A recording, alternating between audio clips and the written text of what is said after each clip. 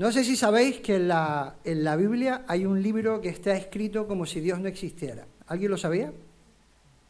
Es el libro de Eclesiastés.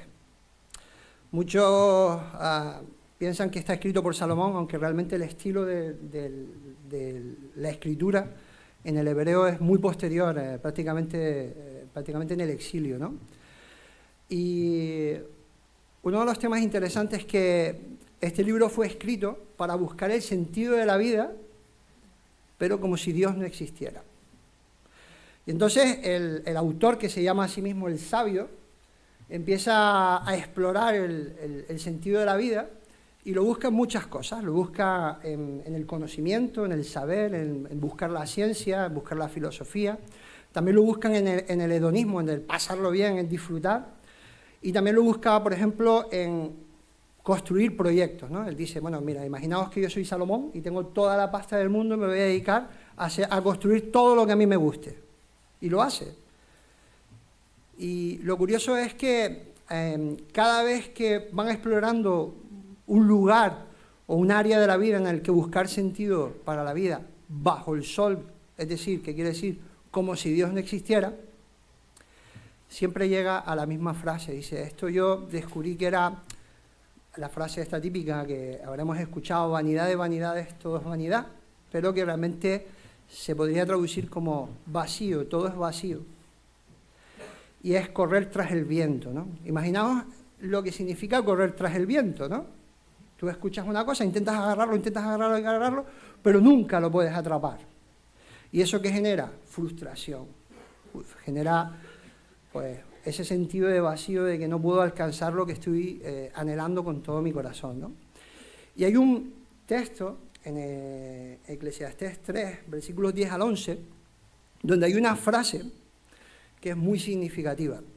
Dice, yo he visto el trabajo que Dios ha dado a los hijos de los hombres para que se ocupen en él.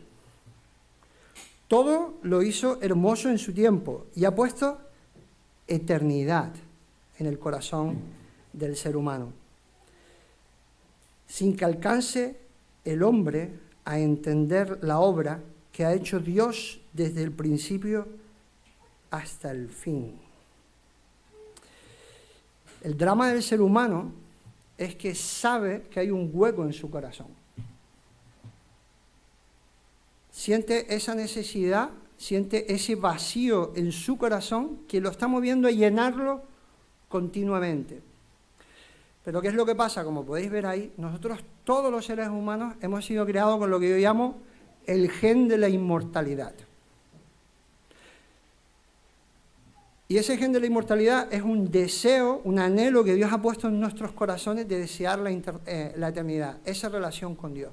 Y ese vacío que todos sentimos en nuestro interior, intentamos llenarlo, unos lo llenan con una cosa, otros lo llenan con otra, pero no lo podemos llenar, porque lo que tenemos nosotros es un vacío infinito que solo puede llenar un creador infinito. Lo vuelvo a repetir. Todos tenemos en nuestro corazón un vacío infinito que solo podemos llenarlo cuando a nuestra vida viene lo infinito, que es Dios.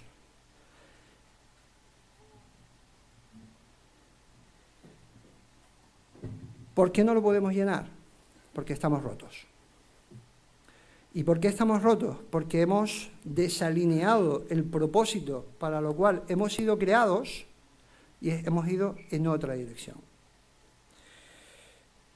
Os hago una pregunta. Bueno, como podréis ver ahora, hago así porque llegué a un acuerdo con ellos en que cuando había que cambiar, marcaría.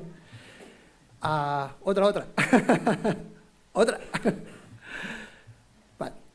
Una de las cosas que vamos a ver es que, bueno, yo he dividido estas dos sesiones en que hoy nos vamos a centrar en cuál es el propósito de Dios para cuando nos creó, por qué no estamos alineados con el propósito, y la semana que viene pues nos enfocaremos en cómo recuperar el propósito, por así decirlo, más claro, ¿vale? Os hago una pregunta, y es una pregunta para que la respondáis. ¿Para qué hemos sido creados? Venga, los tímidos.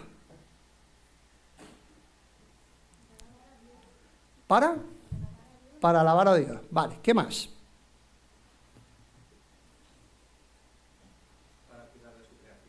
Para cuidar de su creación. ¿Qué más?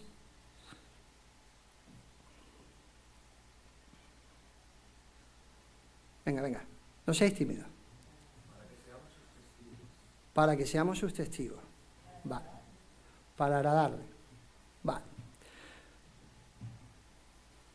He hecho trampa. Muchas veces cuando pensamos en el propósito de Dios para nuestras vidas, tenemos respuestas correctas, pero que no están alineados con lo que la Escritura dice. Por lo menos adecuadamente alineados. Cuando nosotros estudiamos la palabra de Dios, tenemos que entender que siempre hay un principio, que es que debemos buscar el lugar en la Escritura en la primera vez que se mencionó. ¿Cuál es el primer lugar en que se menciona la creación del ser humano? El Génesis. Pues entonces, vámonos a Génesis. No estáis equivocados, ¿eh? Todas las respuestas son correctas. Lo que pasa es que hay que alinearlas con lo que dice la Escritura. ¿Vale? ¿Podemos poner los textos de Génesis, por favor? Lo voy leyendo yo. ¿Vale? Génesis 1, versículos 26 al 28. Voy a ir haciendo énfasis y voy a ir cortándolos para ir más rápido, ¿vale?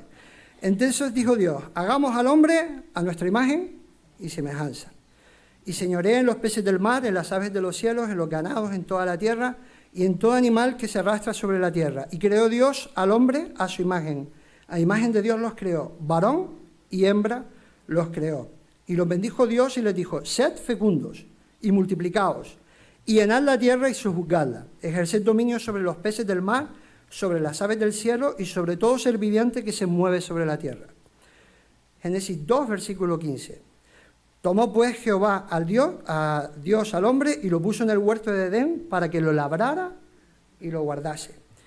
Y oyeron al Señor Dios que se paseaba en el huerto al fresco del día, y el hombre y su mujer se escondieron de la presencia del Señor, Dios entre los árboles del huerto. Génesis 3, versículo 8. Estos tres textos nos hablan de tres puntos clave para entender el para qué hemos sido creados. Cuál fue el propósito que tenía Dios en mente a la hora de crearnos. Estos tres puntos son identidad, responsabilidad y relación. Y estos tres puntos responden a tres preguntas. ¿Quiénes somos? ¿Para qué existimos? ¿Y cómo debemos vivir? Lo vuelvo a repetir. Identidad, responsabilidad, relación. ¿Quiénes somos? ¿Para qué existimos? ¿Y cómo debemos vivir? Identidad. El texto nos enseña que somos, ¿qué? Imagen de Dios. Somos unos seres que hemos sido creados del polvo de la tierra, en el cual Dios ha soplado aliento de vida, es decir, su aliento de vida, pero nos ha hecho el ¿qué? Imagen suya. Ser imagen de Dios no es poca cosa, porque lo que significa es que nosotros somos la imagen visible de un Dios invisible. Eso es lo que significa imagen, que es lo que es Jesús, la imagen visible de un Dios invisible, cuando toma forma humana. Nosotros hemos sido creados para ser los representantes de Dios en el mundo físico, por así decirlo, en el mundo material, lo que se puede ver. Porque tenemos que entender que Dios ha creado, que sepamos, un mundo espiritual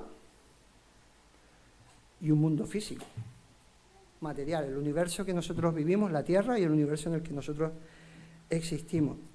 Ser portadores de la imagen de Dios significa que nosotros hemos sido creados con valor, dignidad, creatividad. Nosotros creamos porque Él es creador, moralidad, es decir, sabemos escoger entre lo bueno y lo malo, y además somos seres que somos libres, tenemos libre albedrío, que eso da para no sé ni cuántas predicaciones. Y es uno de los temas claves de la Escritura. Por otro lado, no solamente somos imagen de Dios, sino además que hemos sido creados para tres cosas muy importantes. En primer lugar, para vivir una vida fructífera, fecunda, para multiplicarnos, para llenar la tierra. No solo en el sentido biológico, sino también en vivir vidas que sean fructíferas, que den fruto. Pensad en todas las parábolas de Jesús referente a ¿qué? La vida abundante, de fructificar, de negociar con nuestros talentos, etcétera, etcétera. ¿Vale? En segundo lugar, hemos sido creados para dar forma al mundo, como apuntó el hermano, para sojuzgarlo. Y en tercer lugar, hemos sido creados para ser gobernadores del universo, para ejercer dominio. Esto es importante. O sea, Dios nos creó para algo, que es para gobernar el universo. Cierto es que cuando Dios crea a Adán y Eva, ellos no estaban preparados para gobernar el universo. ¿Qué es lo que hace Dios? Los pone en un huerto. ¿Para qué? Para que lo cuiden y lo labren. Le trae los animales para que le pongan nombre. Eso da para otra predicación. Y es un tema muy importante. Cuando en la Escritura se nos habla de trabajar, se nos habla de cuidar el huerto, hay una palabra que se utiliza que es la palabra áboda, que la podéis poner. Áboda es una palabra que la misma palabra se puede traducir de tres formas, como servicio, adoración y trabajo. Depende del contexto, la palabra siempre que se pone es la misma, con algún complemento en el hebreo. De hecho, se traduce en función del contexto de lo que pone. Pero siempre es lo mismo, servicio, adoración y trabajo. Pensad en lo que acabo de comentar, que Dios nos crea, ¿para qué? Para dar fruto, para gobernar el universo y para darle forma, sojuzgarlo. Eso no, lo que nos da a entender que eso implica ¿qué? Trabajo, servicio. Es decir, cuando nosotros trabajamos, estamos sirviendo a Dios, cuidando el universo o cuidando a otras personas. No sé si eso os cambia un poco vuestro patrón de lo que significa trabajar, pero para mí, cuando yo lo descubrí, para mí fue una revolución en mi vida. Porque muchas veces pensamos en el término adoración con lo que hacemos cuando venimos a la iglesia. Pero en términos bíblicos, adoración es todo lo que haces en tu día a día. No hay esfera humana en la cual el ser humano no adore a Dios. Y nosotros hemos sido creados para adorar a Dios, trabajando, sirviendo a los demás y sirviendo al mundo que Él ha creado y ha puesto a nuestra disposición. Ese es el verdadero motivo para el cual hemos sido creados. Pero ¿cómo se hace eso? Pensadlo. La única forma de hacerlo adecuadamente es manteniendo una relación con el Creador del universo. Una relación de intimidad. Eso es uno de los muchos motivos por los cuales Dios se paseaba cada día por el puerto para comprobar los avances, para mantener una relación, para tener una conversación con Adán y Eva cada día, ¿no? El ser humano solamente está completo en Jesucristo. Eso es lo que nos enseña Colosenses, que estamos completos, ¿qué? En Él. Y solamente podemos estar completos cuando el Espíritu Santo está en nosotros. Y entonces nosotros nos alineamos con la voluntad de Dios cuando el Espíritu Santo viene a nosotros, llena el vacío infinito y nos alineamos con el propósito de Dios para nuestra vida. ¿Y cuál es el propósito de Dios para nuestra vida? Que mediante una relación personal con Él, le sirvamos, amando a otras personas, amando su creación y trabajando de una forma efectiva para llevarlo a cabo. ¿Tiene sentido lo que estoy diciendo? ¿Lo entendéis? Vale. ¿Qué es lo que pasa al ser humano para que no pueda alinearse con la voluntad de Dios? Básicamente que estamos rotos. Y me gustaría explorar con ustedes qué significa esta ruptura. Para ello voy a ir a dos historias. Una es la caída, Génesis 3, ¿vale? y otro es la historia de la Torre de Babel. Que yo sé que es una cosa que no, si os pido que levanten la mano para ver cuándo, la última vez que la escuchasteis, probablemente hace mucho tiempo. Probablemente. Yo hace años que no lo escucho, en ningún lado. Vamos primero a la caída, ¿vale? Voy a leer el texto, que no lo tengo aquí, y os lo leo rápidamente, ¿vale? Dice: y la serpiente, que era más astuta que cualquiera de los animales del campo que el Señor Dios había hecho, le dijo a la mujer: ¿con que Dios os ha dicho, no comerás de ningún árbol del huerto? Y la mujer respondió a la serpiente: del fruto de los árboles del huerto podemos comer, pero del fruto del árbol que está en medio del huerto, ha dicho Dios, no comeréis de él, ni lo tocaréis para que no muráis. Y la serpiente dijo a la mujer: ciertamente no moriréis. Pues Dios sabe que el día que de él comáis serán abiertos vuestros ojos y seréis como Dios, conociendo el bien y el mal. Y cuando la mujer vio que el árbol era bueno para comer y que era agradable a los ojos y que el árbol era, ¿qué? Deseable para alcanzar sabiduría, tomó de su fruto y comió. Y dijo también a su marido que estaba con ella, y estaba con ella, y él comió. Y entonces fueron abiertos los ojos de ambos y conocieron que estaban desnudos y cosieron hojas de higuera y se hicieron delantales. Satanás miente a Eva y le hace dudar del carácter de Dios, afirmando directamente que Dios era, ¿el qué? Un mentiroso. Pensad, Dios ha creado el universo, los ha creado a ellos, han mantenido una relación durante mucho tiempo, no sabemos cuánto, y Satanás se le aparece a Eva y le hace dudar. ¿Y de qué le hace dudar? De tres cosas. Lo hace dudar del carácter de Dios, le hace dudar de su identidad y le hace dudar de su propósito. En primer lugar, le dice, no moriréis. Dios lo sabe que no vais a morir. Ellos conocían a Dios como un Dios de abundancia y un Dios bueno, que los había creado. Y además un Dios personal. Sin embargo, Satanás le dice, no morirás, ¿cierto? No iban a morir inmediatamente. Morirían mucho más tarde. En segundo lugar, les hace dudar de su identidad. Les dicen que son ¿el qué? Algo más. No sois solo criaturas. No solo sois hijos de Dios, no solamente habéis sido creados para gobernar el universo para Dios, sino que realmente sois ¿el qué? Dios. Y si te comes esto, serás como Dios. Y en tercer lugar, le hace dudar de su propósito. ¿Sabéis por qué? Porque les apunta que les falta algo. ¿Y qué es lo que les faltaba? Sabiduría o conocimiento. Pensad en las palabras que le dice... Pensad, ¿dónde estaba el árbol del conocimiento del bien y del mal? En el medio del huerto. Vosotros sabéis que el pergamino era caro, ¿verdad? Cada palabra que está escrita en la Escritura no es una casualidad. Está escrito con un propósito para darnos a entender un porqué. El hecho de que el árbol del conocimiento del bien y el mal estuviera en el medio del huerto significaba que para que Adán y Eva llegaran al medio del huerto tenían que atravesar toda la abundancia de lo que Dios les había dado.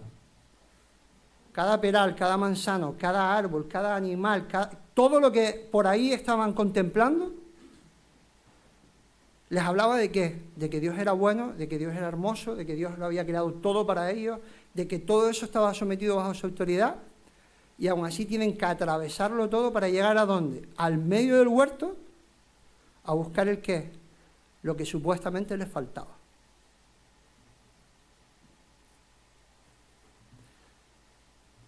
Pensad qué es lo que nosotros tenemos en nuestro corazón. ¿El qué? Un vacío. ¿En qué estamos pensando continuamente? En lo que nos falta. Y estamos siempre intentando llenar nuestro corazón con lo que nos falta.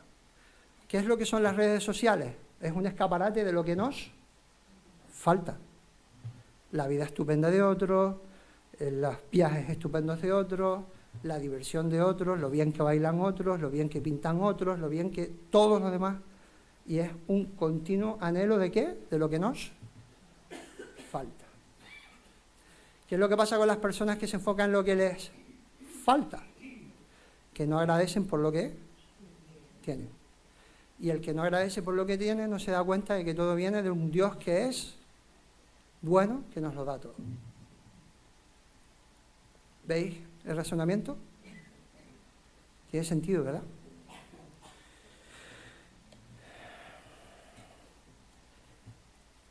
Cuando Eva come y Adán come, se produce una gran ruptura dentro del ser humano. El ser humano se rompe en 5 niveles. Y es muy importante entenderlo. Se rompen, en primer lugar, lo que se rompe es nuestra relación con Dios. ¿No? Porque tuve miedo, ¿y qué? Me escondí. En segundo lugar, se rompen nuestras relaciones interpersonales. ¿Qué le dice a Adán? La mujer que tú me diste, me debe comer, pero es la mujer que tú me diste, la culpa la tiene ella, no la tengo yo. Que además me creaste antes y tenía que haber dicho que no, ¿vale? También se rompe nuestra relación con la creación. Dice Dios, maldita será la tierra por tu causa. En tercer lugar, se rompe nuestra relación con nuestro propósito. ¿Por qué? Porque si Dios nos creó para trabajar, ¿qué es lo que dice Dios? Abrojos y espinas cosecharás. Dice, te vas a tener que deslomar. Y encima además no vas a obtener lo que quieres. Es lo que le dice el Señor. O sea, tu propósito, que era gobernar el universo, trabajando para mí, sirviéndome a mí, ya no lo vas a poder hacer. Lo vas a tener que hacer, evidentemente, porque tienes que comer, pero eso te va a causar malestar, dolor, sufrimiento, etcétera. Y lo último que se rompe es nuestra relación con la eternidad. Dios dice, bueno, lo corrupto no puede heredar lo incorruptible. La muerte no puede heredar la vida. Entonces lo que hace es, los expulsa, impidiéndole el acceso al árbol de la vida, ¿no? Y por eso, pues, estamos rotos. Es muy importante darnos cuenta de que estamos rotos porque esto afecta absolutamente todo ámbito humano. No solamente nos afecta a nosotros, afecta todo lo que nosotros tocamos. Afecta a nuestras relaciones, afecta a nuestra salud, nuestra vida y, sobre todo, nuestro trabajo. Afecta a nuestro trabajo. Y tenemos que entender que cuando nosotros vamos a trabajar, nosotros estamos rotos y las personas con las que trabajamos están, ¿qué? Rotas. En un mundo roto y en un mundo corrupto. Y esto es muy importante entenderlo, primero para no romantizar el trabajo y en segundo lugar para entender que todo absolutamente necesita ser redimido por Dios, ¿no? Y ahora nos vamos a la historia de Babel. La historia de Babel es una de las historias, es importante, pues entiendo que más o menos tenéis algo de conocimiento, pero os lo refresco, ¿no? O sea, Dios decide exterminar a la humanidad por su maldad, por su mucha maldad, y entonces, pues, al final se arrepiente, bueno, no se arrepiente, sino que provee una salida que es a través de Noé, que le dice que se construye un arca, nadie le hace caso, lo veremos, no hago spoiler, lo veremos la semana que viene. Y al final el barco acaba encallado, el arca acaba encallado en las montañas de Ararat. Y los descendientes de Noé, pues acaban viviendo ¿dónde? En las montañas, ¿vale? Y a partir de ahí comienza la historia de la Torre de Babel. Entonces, la historia de la Torre de Babel, yo la llamo, establece un patrón de conducta para el ser humano. Nosotros viendo la historia de la Torre de Babel podemos ver cómo nos comportamos nosotros, todos y cada uno de nosotros, ¿vale? Y todos y cada uno de los seres humanos que han pisado esta tierra.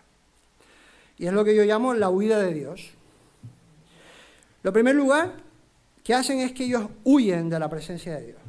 Ellos estaban en la montaña y deciden pues bajar de la montaña.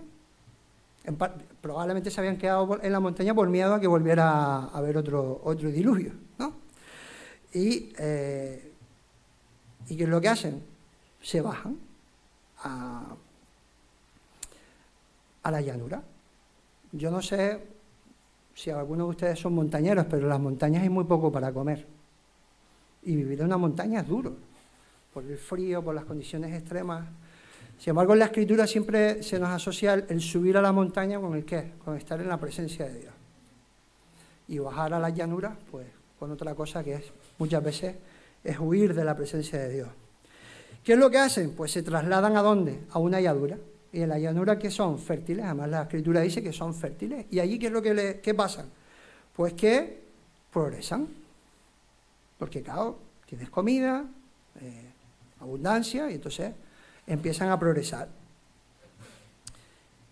Cuando tú huyes de la presencia de Dios, ¿qué es lo que estás buscando? Lo que te falta. ¿Qué es lo que ellos buscaban que les faltaba? Progresar en la vida, la abundancia. Sin embargo, la Escritura no nos dice que arriba en la montaña Dios no proveyera. Pero ellos ¿qué querían? Algo más. Como todos queremos algo más en nuestra vida, ¿vale?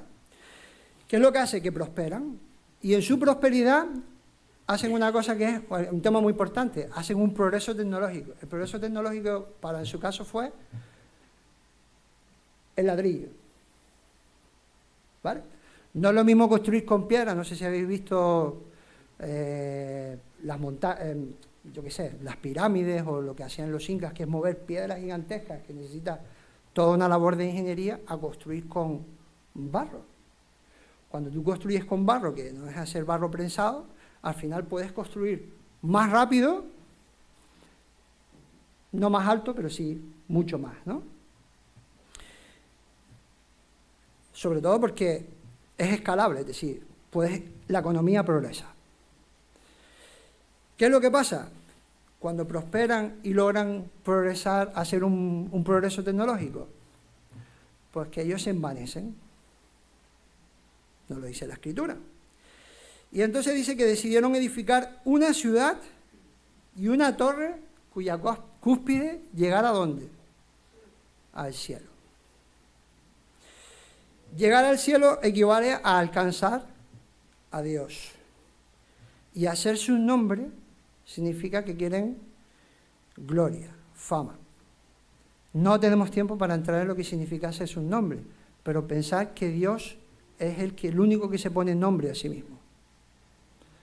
Y Dios le dice al ser humano que ponga nombre a las cosas, a los animales, con lo cual le está trasladando de Dios al ser humano el generar autoridad en el acto de poner un nombre.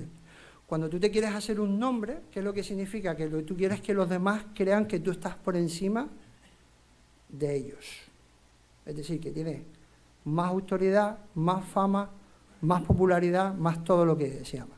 En otras palabras, ambición. Pero luego fijaos que toda su conducta está marcada por una cosa, que es el miedo. Fijaos, dice, por si fuéramos esparcidos sobre la faz de la tierra. Ellos tenían miedo de que esa abundancia, de que esa prosperidad, que todo eso que ellos tenían en ese momento, todo lo que habían alcanzado mediante su esfuerzo, desapareciera. Si nada más que estaban ellos sobre la faz de la tierra, ¿quién los podía esparcir? Una buena pregunta. Dios. ¿Cuál fue el mandato de Dios? Llenar la tierra. Ese fue el mandato de Dios. No había cambiado. Llenar la tierra. Sin embargo, ellos no quieren llenar la tierra. Quieren hacerse un nombre, quieren progresar, quieren llegar a donde estaba Dios, pero en sus propios términos, gobernados por sí mismos, ¿no? En ese momento de la historia, y ellos están totalmente alejados de la presencia de Dios. Su día a día, su trabajo, sus esfuerzos, sus motivaciones, sus ambiciones, todo lo que ellos hacían estaba gobernado por dos parámetros. Uno era el miedo a que Dios los esparciera, y el otro es la ambición de querer lograr sus propias metas, sus propios fines. Esto es lo que yo llamo el proyecto humano? ¿Os suena de algo? Pensad en vuestros trabajos, en vuestras vidas, en la mía. Yo os confieso, durante más de 10 años viví así. ¿Y qué es lo que pasa cuando vives así? Que lo natural, o sea, la consecuencia lógica de cuando tú vives para ti, inviertes todas tus energías, tu trabajo, tu esfuerzo, en intentar llenar un hueco, un vacío, para hacerte un nombre o lo que llamemos un proyecto humano, eso al final acaba siempre en destrucción, siempre acaba en problemas con otras personas, en conflictos con otras personas y también en conflictos con nosotros mismos, porque al estar desalineados con el propósito de Dios, eso siempre al final acaba en muerte, en corrupción y muerte. Siempre.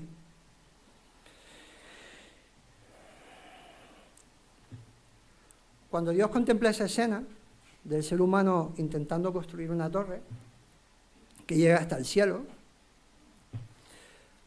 hace un comentario muy importante en la Escritura, que a veces lo leemos así como muy de refilón.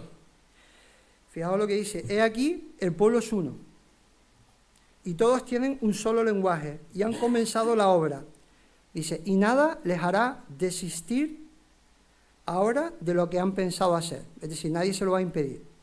Otra traducción posible sería, nada de lo que se proponga hacer les será imposible. Y esto tiene que ver con cómo hemos sido creados. El ser humano ha sido creado por Dios, ¿cómo? Imagen de Dios. Y al ser creado como imagen de Dios, tenemos en nosotros toda una gran parte de su creatividad, y solamente es una cuestión de tiempo y recursos conseguir cualquier proyecto que nosotros nos propongamos. Lo vuelvo a repetir, solamente es una cuestión de tiempo y recursos. Ya os lo digo yo, que soy ingeniero, con ladrillos no se construye una torre que llegue al cielo. El suelo no lo aguanta. Pero pensad que ya en Abu Dhabi hay una torre de 1,5 kilómetros, de 1,5 kilómetros. Pero ya se está pensando construir una de 2 kilómetros. Tiempo, recursos. Y esto es toda una declaración por parte de Dios, ¿no? De que el ser humano es capaz de cualquier cosa que se proponga, porque está en nuestra naturaleza. Hemos sido creados como sus representantes en este mundo. Pero cuando nuestro proyecto es un proyecto humano, siempre acaba de la misma forma. ¿Cómo? Con confusión. Dios, ¿qué es lo que hace? Decide confundirlos y genera, pues, hace que se creen un montón de idiomas. No sé si habéis ido alguna vez al CaixaForum. ¿Alguna vez ha ido alguno al CaixaForum? En el CaixaForum hay un panel enorme con todas las lenguas del mundo. Aparece el catalán, el castellano, de dónde vienen y tal. Y si os fijáis, todas acaban en un solo punto. ¿Cómo? No lo saben. Pero acaban en un solo punto, ¿no? Es decir, que hay bastante evidencia de este tema, ¿no? Cuando Dios confunde las lenguas, hace por un lado un acto de juicio y por otro lado un acto de gracia.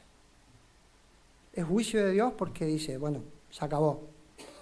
Os estáis empeñando en hacer algo que va a acabar mal y además es un acto de rebeldía contra mí, lo confundo. Y bueno, las consecuencias de esa confusión las podemos vivir incluso en nuestro país. Idiomas, lenguas, tribus, conflictos nacionales, etcétera, etcétera, etcétera. ¿Vale? Pero es un acto de gracia, porque Dios confunde, pero no destruye. Lo vuelvo a repetir. Dios confunde las lenguas, pero no los destruye. Y en el acto de confundir las lenguas es un acto de gracia. ¿Por qué es un acto de gracia? Porque hace que indirectamente cumplan su propio propósito, que es extenderse por todo el mundo. No hay nada que consiga que seamos más receptivos a la voz de Dios que sentirnos vulnerables. Lo vuelvo a repetir. No hay nada que haga que seamos más receptivos a la voz de Dios y que busquemos su presencia que sentirnos vulnerables.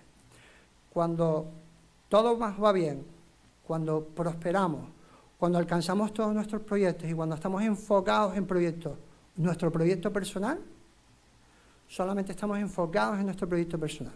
Y eso lo que siempre trae consigo es destrucción, corrupción y mal para nuestra vida.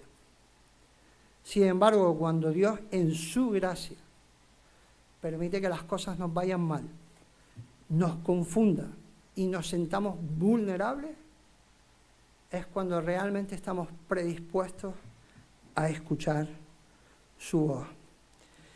Lamentablemente, los seres humanos son así. Somos así. ¿Por qué? Porque los sanos no necesitan médicos. ¿Lo recordáis, no? Aquellos que llenan sus graneros y les va bien, como nos recordó la hermana antes con... Por cierto, está guapísimo, me lo tienes que mandar. Me encantó. Cuando nos va bien, nos llenamos de soberbia. Cuando todo nos va bien en la vida, no pensamos que necesitamos que alguien nos ayude. Y eso nos lleva a la cruz. Mirad, cuando un hombre anciano como era Nicodemo, que estaba buscando un reino, y viene a Jesús y le dice, mira, nadie puede hacer las cosas que Dios hace si Dios no está con él. Y Jesús le dice, mira, de cierto te digo que si no nacieres de nuevo, no entrarás en el reino de Dios. Y aquello caos. A un hombre anciano que sabía toda la escritura, y estaba en la escritura, por cierto, estaba en Ezequiel, aquello le chocó mucho, ¿no? Y me voy al final, ¿no? Y Jesús le dice, mira, esto es algo que Dios hace a través de su Espíritu, ¿no? Y necesitas pedir perdón, que es lo que significa la purificación, del agua y del Espíritu. Y hay un momento en el cual le dice, mira, la única forma que tenéis que entender es que de la misma forma que Moisés levantó una serpiente en el desierto, así el Hijo del Hombre será levantado. De forma que aquel que en él crea no se pierda, más tenga vida eterna, ¿no?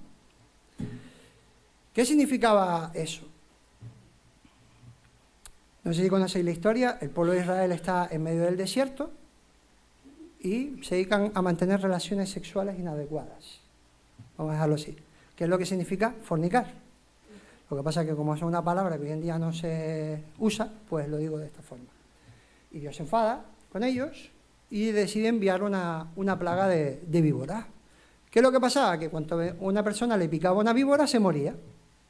Y le dice a Moisés, mira, tú levanta, fúndete una serpiente de bronce, la plantas en medio del campamento, de forma que cuando a alguien le pica, ¿qué es lo que pasaba cuando le picaba? Que sabía que iba a morir.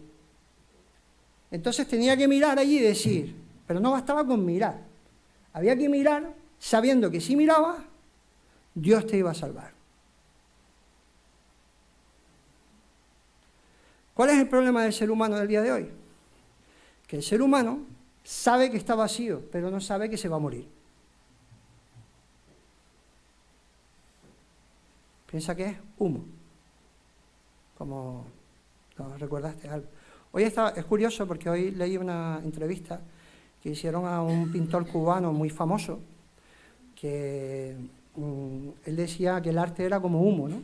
Y que su vida era como humo, nadie la iba a recordar nunca. Y esa es la sensación que tiene el ser humano. Piensa que su vida es humo, que nadie la va a recordar, sabe que se va a morir. De hecho, esta persona le han hecho la eutanasia, tenía 94 años, no quería seguir viviendo. Pero le decía, pero bueno, ¿piensas que hay algo más? Me dice, no lo sé, es que no creo. Le pasaba también a Podonés. Somos conscientes de que tenemos un vacío infinito. De vez en cuando en nuestra vida pensamos que nos vamos a morir, sobre todo cada vez que vamos a un funeral o nos enteramos que alguien se ha muerto, pero no somos conscientes de que estamos en peligro de muerte.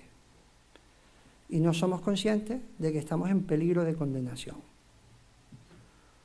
Porque en nuestra sociedad se ha instaurado la idea falsa de que da igual cómo tú vivas y cuál es tu relación con Dios. No hace falta ni siquiera que lo busques, porque si vives una vida moralmente correcta, cuando llegues a la presencia de Dios, como Dios es amor, te va a perdonar. ¿Lo habéis escuchado? Pero esto es una mentira. Porque Dios es un Dios soberano. Y es una mentira por dos partes. En primer lugar, por no desconocer quién es Dios. Pero es otra mentira porque infravaloramos nuestra rebelión contra Dios. Realmente no somos conscientes de que al vivir en nuestro proyecto humano, realmente nuestro proyecto humano es una rebeldía contra el creador del universo que tiene derecho sobre nuestras vidas. Pero no solamente tiene derecho por nuestras vidas porque Él nos ha creado, sino porque Él ha entregado a su Hijo, escogiendo Él el camino para que seamos perdonados. Y cuando nosotros nos decimos que no importa cómo vivamos, porque Dios me tiene que perdonar, lo que le estamos diciendo es que